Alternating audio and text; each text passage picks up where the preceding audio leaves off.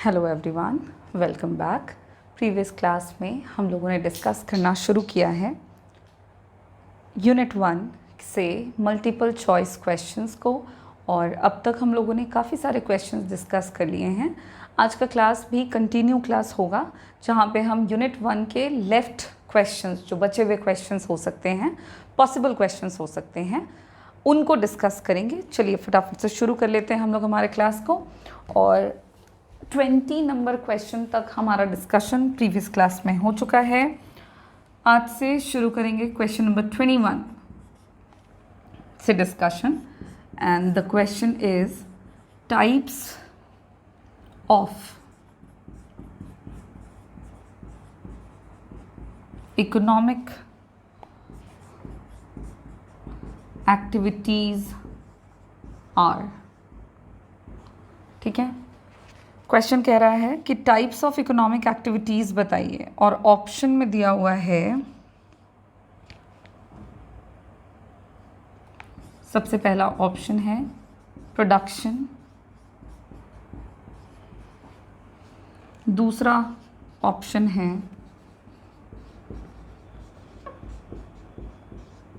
Consumption, तीसरा जो option है वो है एक्सचेंज, और चौथा ऑप्शन है ऑल ऑफ दीज।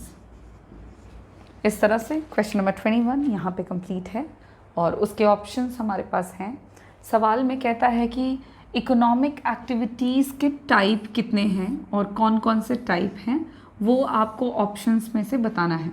हम लोगों ने पहले ही अपने प्रीवियस क्लासेस में और चैप्टर डिस्कस करते वक्त तो किया ही है डिस्कशन कि इकोनॉमिक एक्टिविटीज़ होता क्या है।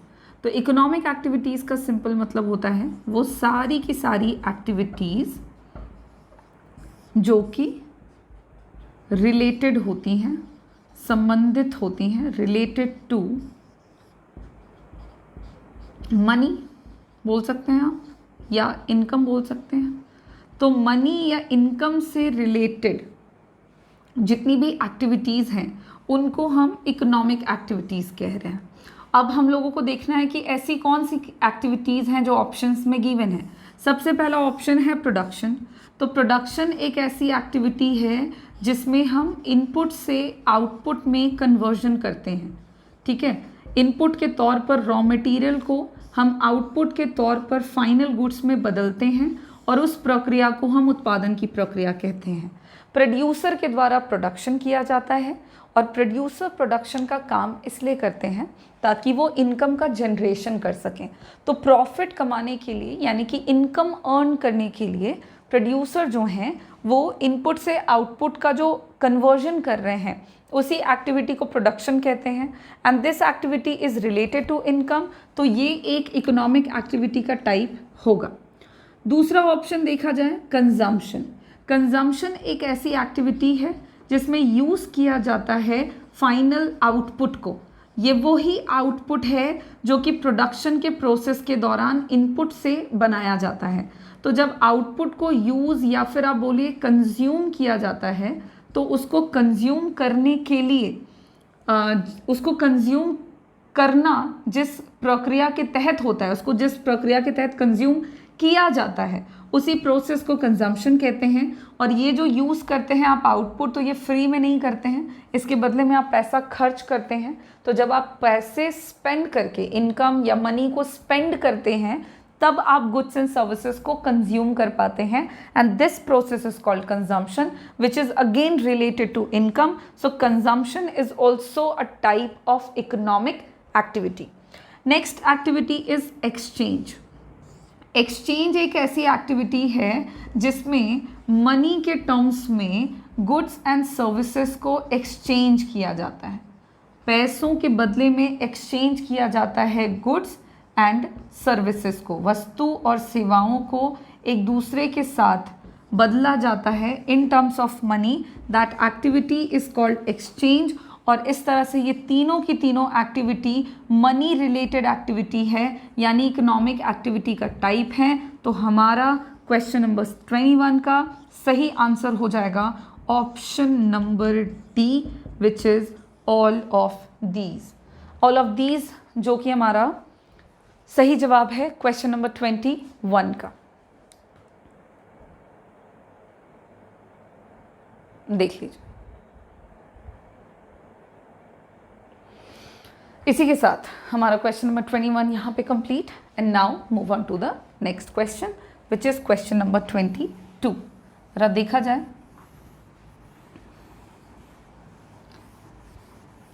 इकोनॉमिक एक्टिविटीज़ के टाइप पूछे गए थे, तो आप कंफ्यूज नहीं होंगे कि एक्टिविटीज़ के टाइप पूछे जा रहे हैं। यहाँ पे हमको इकोनॉमिक एक्टिविटीज़ के टाइप बताने थे, जो कि 2 हैं। हाँ, जो कि इकोनॉमिक एक्टिविटीज़ के टाइप में टोटल 5 टाइप होते हैं एक्टिविटीज़ के। एक्टिविटीज़ के 2 टाइप होते हैं। चलिए नेक्स्ट क्वेश्चन हो जाएगा हमारा क्वेश्चन नंबर 22, जिसमें कह रहा है विच ऑफ द फॉलोइंग। बाकी देखिए क्वेश्चन सेम है, हम 22 को स्किप भी कर सकते हैं। क्वेश्चन नंबर 22 में है कि which of the following is an economic activity. चलो फटाफट से कर लें। Which of the following is an economic activity. Following में से इकोनॉमिक एक्टिविटी कौन कौन सी? ऑप्शन सबसे पहला है कंजम्पशन, ये तो है एक इकोनॉमिक एक्टिविटी। दूसरा ऑप्शन है डिस्ट्रीब्यूशन, देखिए ये भी एक इकोनॉमिक एक्टिविटी है, मैं साथ साथ में आपको बताती चल रही हूँ। तीसरा ऑप्शन है प्रोडक्शन, और ये भी एक इकोनॉमिक एक्टिविटी है। सो अकॉर्डिंग टू दैट हमारा ऑप्शन नंबर डी सही जवाब हो जाएगा, जो कि है all of these. Economic activity में कंजम्पशन, डिस्ट्रीब्यूशन, प्रोडक्शन, एक्सचेंज और इन्वेस्टमेंट, ये 5 एक्टिविटी आती हैं। ऑप्शन में 5 में से 3 गिवन है और ऑप्शन डी में है ऑल ऑफ दीज, तो option D will be the right answer for the question number 22। Next question पे चला जाए विच इज क्वेश्चन नंबर 23। बोलता है एक स्टेटमेंट दिया हुआ है, economics is both science and art. Who said it?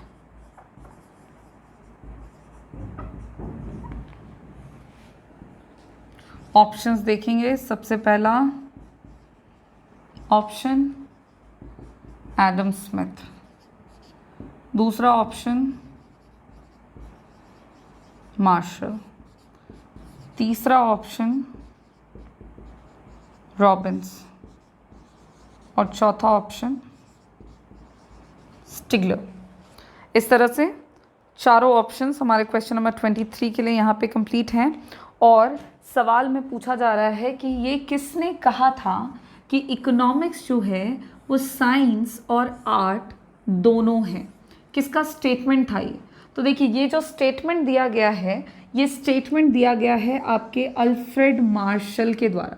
तो पहले ही आपको आंसर बता देती हूँ। ये अल्फ्रेड मार्शल ने स्टेटमेंट दिया था कि अर्थशास्त्र जो है वो विज्ञान भी है और कला भी है, साइंस और आर्ट दोनों हैं। और इस तरह से ये स्टेटमेंट को देने का जो क्रेडिट है वो अल्फ्रेड मार्शल को जाता है।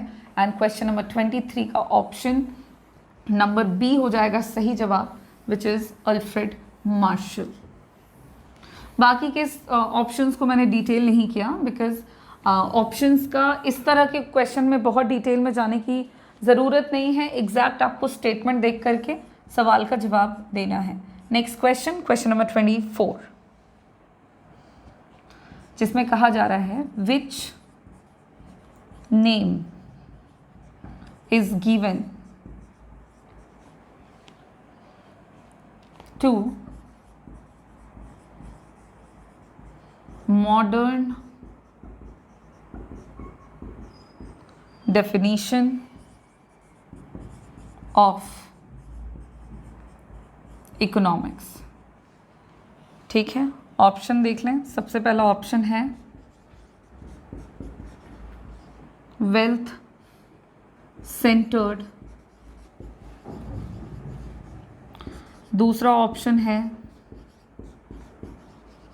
वेलफेयर सेंटर्ड, तीसरा ऑप्शन है scarcity centred, and option D है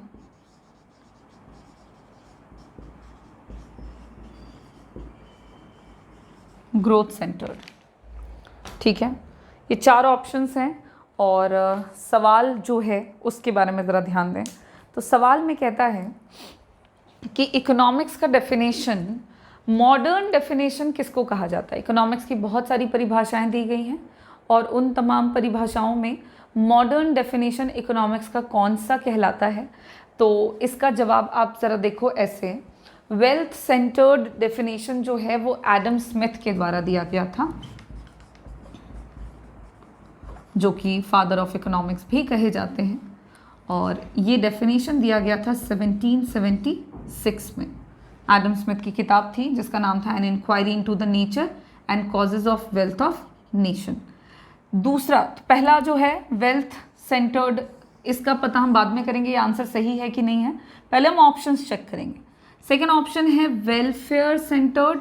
वेलफेयर सेंटर्ड डेफिनेशन जो है वो ए मार्शल यानी कि अल्फ्रेड मार्शल के द्वारा दिया गया था, और ये डेफिनेशन 1890 में दिया गया था, 1890 में। अल्फ्रेड मार्शल ने अपनी एक किताब जिसका नाम था प्रिंसिपल ऑफ इकोनॉमिक्स, उसमें उन्होंने वेलफेयर सेंटर्ड डेफिनेशन की बात करी थी। तीसरा जो ऑप्शन है scarcity centred, this definition is given by L Robins, Lionel Robins, and इस डेफिनेशन को लियोनल रॉबिन्स ने अपनी एक किताब जो कि 1932 में आई थी, 1932 में पब्लिश हुई थी, उसमें दिया था, और किताब का जो नाम था वो था an essay into the nature and significance of economic sciences. ठीक है, तो उसमें इन्होंने इकोनॉमिक्स को स्कैरसिटी बेस्ड करते हुए डिफाइन किया था।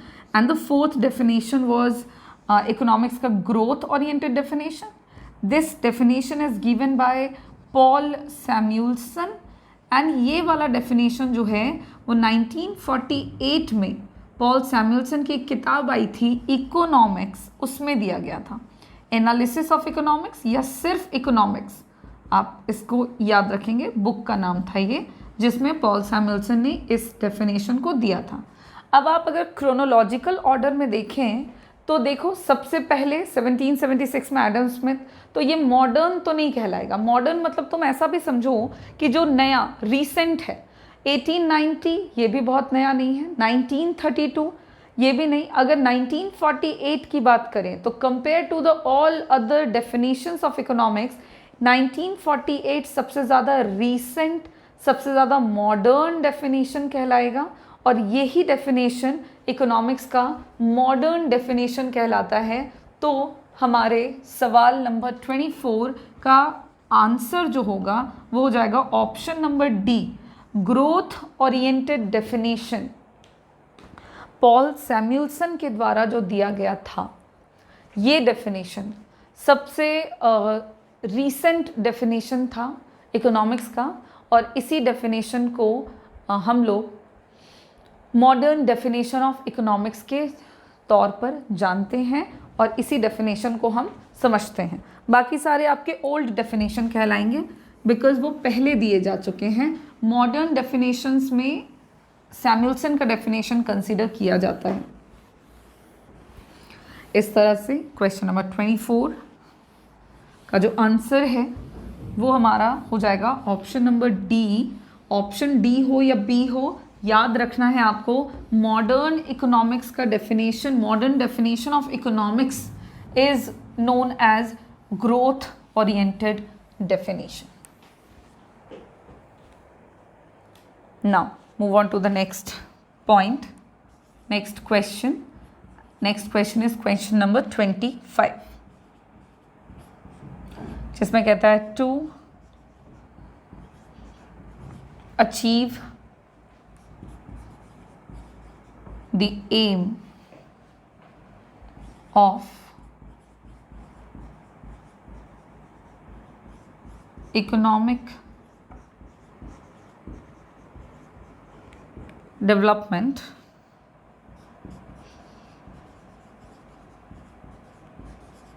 the main problem is the growth and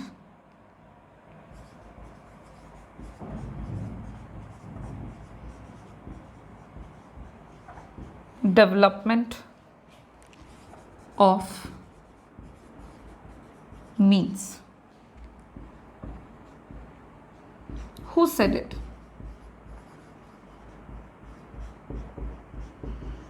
ठीक है, ऑप्शंस देख लेंगे, उसके बाद हम इसके जवाब पे चलेंगे। ऑप्शन नंबर ए में कहा जा रहा है रॉबिन्स, ऑप्शन नंबर बी में दिया हुआ है केन्स, ऑप्शन नंबर सी है martial and option number D है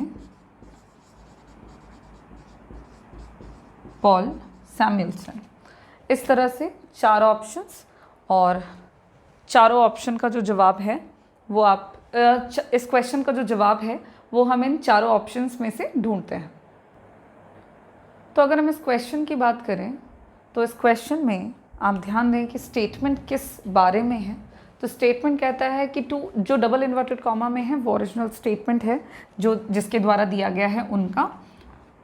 बोलता है to achieve the aim of economic development, the main problem is the growth and development of means. Statement में कहता है कि किसी भी देश में जो आर्थिक विकास है, इकोनॉमिक डेवलपमेंट है, उसका एम, उस उद्देश्य को अचीव किया जा सकता है जब संसाधनों के ग्रोथ एंड डेवलपमेंट के बारे की जो समस्या है उसको हम सुलझाएंगे। तो कहने का मतलब है कि नेशन का डेवलपमेंट तब होगा जब नेशन में मौजूद संसाधनों का ग्रोथ और डेवलपमेंट होगा। तो ग्रोथ एंड डेवलपमेंट की बात हो रही है इस डेफिनेशन में, इस स्टेटमेंट में। और हम लोगों ने इकोनॉमिक्स की डेफिनेशन वगैरह में पढ़ा है कि ग्रोथ एंड डेवलपमेंट की बातें जिन्होंने करी है उनका नाम है पॉल सैमुएल्सन। इकोनॉमिक्स में ग्रोथ और डेवलपमेंट की स्टडी करने वाले ये व्यक्ति थे, और इसके बाद बहुत सारे लोगों ने इनको फॉलो किया है। ऑप्शंस में पॉल सैमुएल्सन को अगर देखेंगे तो ऑप्शन डी हम लोगों को मिलेगा। इस क्वेश्चन का जो आंसर हो जाएगा वो होगा ऑप्शन नंबर डी, सैमुएल्सन। इनका ये स्टेटमेंट दिया हुआ है क्योंकि स्टेटमेंट में ग्रोथ एंड डेवलपमेंट टर्म्स जो हैं वो इंक्लूड हुए हैं। रॉबिन्स पहला ऑप्शन नहीं होगा बिकॉज रॉबिन्स का मेन फोकस स्कैरसिटी के ऊपर था एंड चॉइसेस के ऊपर था। इस स्टेटमेंट में कहीं पर स्कैरसिटी एंड चॉइस की बात नहीं हो रही। केन्स का स्टेटमेंट नहीं है बिकॉज केन्स मॉडर्न टाइम के इकोनॉमिस्ट में से एक हैं और इनका मॉडर्न इकोनॉमिक थ्योरीज में काफ़ी ज़्यादा कंट्रीब्यूशन है, तो इनके इस तरह के कंट्रीब्यूशन इकोनॉमिक्स में नहीं रहे हैं। एंड ऑप्शन सी भी नहीं होगा विच इज़ मार्शल, क्योंकि मार्शल के डेफिनेशन के अनुसार हम इकोनॉमिक वेलफेयर की बातें करते हैं, ह्यूमन वेलफेयर की बातें इकोनॉमिक्स में करते हैं। तो इस तरह से ओवरऑल में option D, Paul Samuelson, will be the right answer for this question because he stated that economics is a science of growth and development. Economics के अंदर हम ग्रोथ एंड डेवलपमेंट की बातें करते हैं, न कि धन की, कल्याण की। तो इन तमाम बातों को रिलेट किया था सैमुएल्सन ने ग्रोथ एंड डेवलपमेंट के साथ।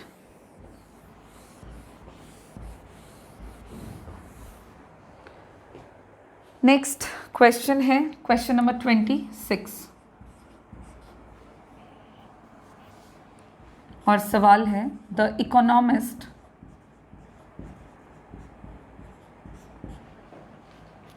who introduced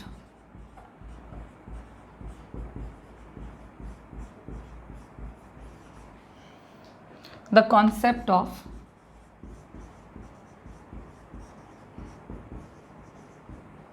scarcity was?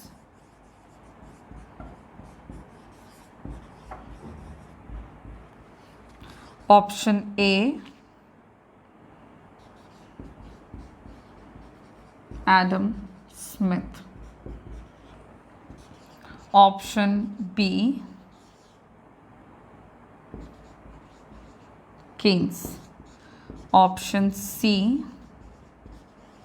Martial and option D Robbins. So इस तरह से सवाल नंबर 26 जिसमें पूछा जा रहा है कि इकोनॉमिक्स के अंदर कौन से इकोनॉमिस्ट के द्वारा स्कैरसिटी के कॉन्सेप्ट को इंट्रोड्यूस किया गया, किस अर्थशास्त्री ने स्कैरसिटी की बातें करी है इकोनॉमिक्स में, और ये स्टेटमेंट किसका है, किसने स्कैरसिटी पे बात किया। तो देखो ये बात अब हम लोगों को पता लग चुकी है, अब हम याद भी कर चुके हैं। एडम स्मिथ पहला ऑप्शन है, ये नहीं होगा सही जवाब, बिकॉज एडम स्मिथ का जो डेफिनेशन है वो वेल्थ ओरिएंटेड है और एडम स्मिथ ने वेल्थ के बारे में ज़्यादा बात करी है और इनके अनुसार अर्थशास्त्र में धन के बारे में स्टडी करते हैं, तो ये ऑप्शन नहीं है। केन्स नहीं होगा ऑप्शन, आपको पहले बता चुकी हूँ मैं। मार्शल नहीं होगा बिकॉज मार्शल के अनुसार अर्थशास्त्र में हम आर्थिक और मानव के कल्याण की चर्चा करते हैं, इकोनॉमिक और ह्यूमन वेलफेयर की बातें करते हैं, तो मार्शल इस क्वेश्चन का सही जवाब नहीं होगा। तो बचा ऑप्शन नंबर डी जिसमें है Robins, L Robins, Lionel Robins.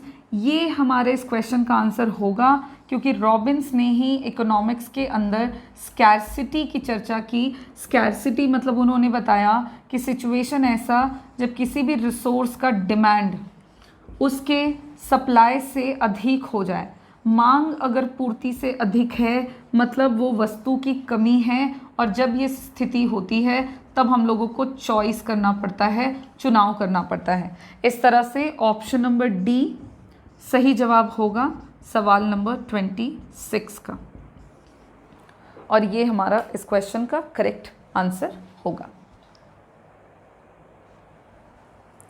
26 number question के बाद मूव करेंगे हम अगले सवाल पे, and the next question is question number 27।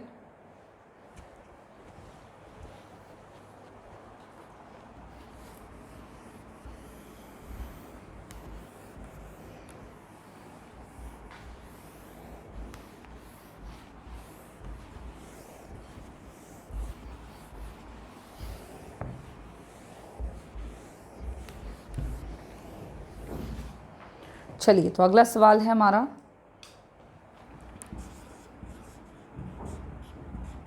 Question number 27 जिसमें है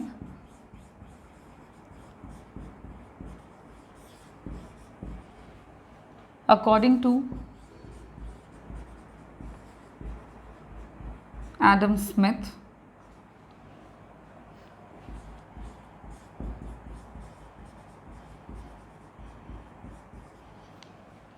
economics is a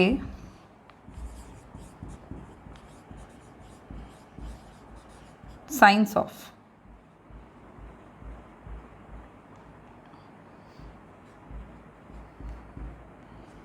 filling the blanks है और इसको भरना है।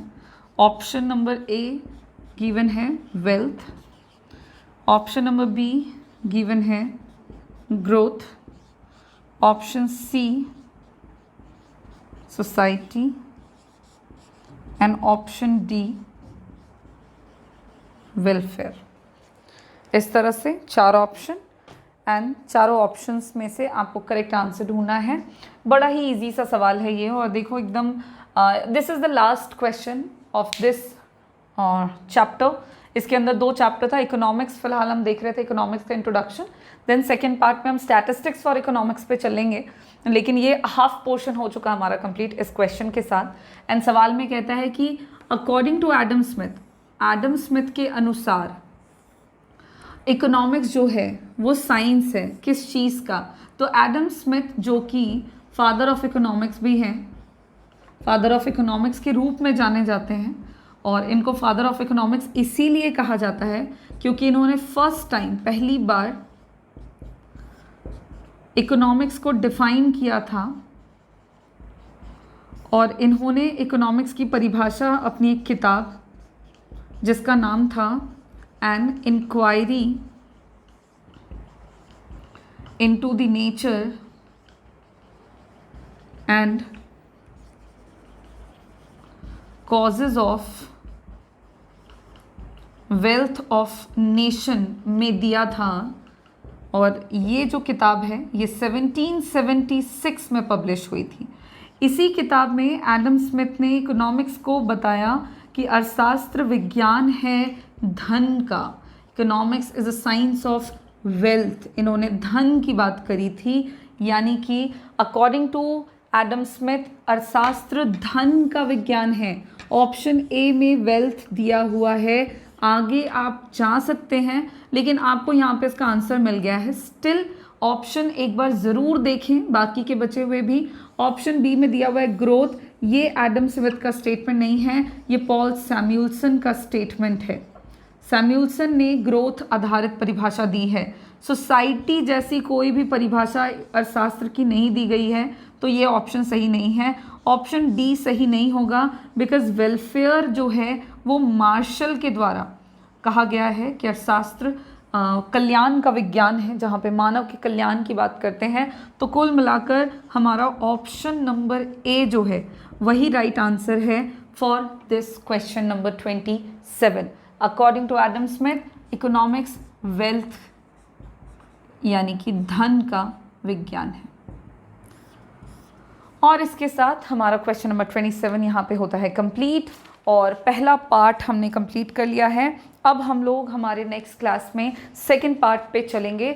सेकंड पार्ट जहाँ पे हम इकोनॉमिक्स में स्टैटिस्टिक्स को जब डिस्कस करते हैं, स्टैटिस्टिक्स इन इकोनॉमिक्स जब हम पढ़ते हैं, तो उस पे बेस्ड हमारे जितने भी क्वेश्चंस हो सकते हैं, जो भी हम लोगों ने उन कॉन्सेप्ट्स को पढ़ा है, उस पे बेस्ड मल्टीपल चॉइस क्वेश्चन से शुरुआत करेंगे हम हमारे नेक्स्ट क्लास से।